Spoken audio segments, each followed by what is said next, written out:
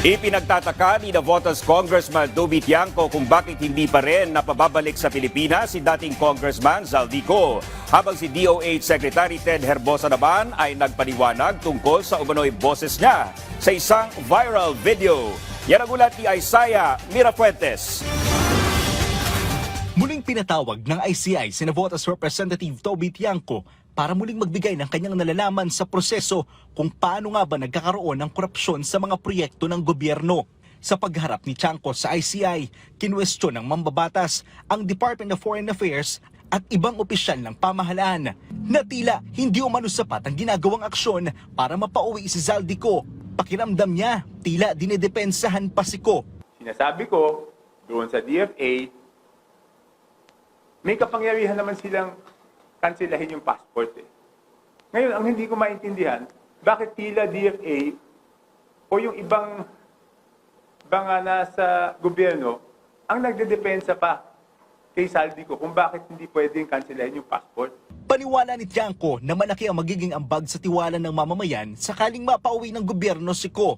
Ang sentimento ng taong bayan, hindi nila tatanggapin na hindi mapabalik si Zaldico dito. Dapat naiintindihan yan ng mga may kapangyarihan na pabalikin siya. Kasi pag dumating sa punto, huwag naman sana na sabihin na kailangan na siyang pabalikin at hindi siya mapabalik. Huwag natin subukan yung pasensya ng tao. Agad namang dumipensa ang DFA. Paliwanag ng ahensya, base sa New Philippine Passport Act, kinakailangan munang maglabas ang korte ng kautusan na tumutukoy ng isang individual ay pugante o kaya kriminal bago sila magkansila ng pasaporte.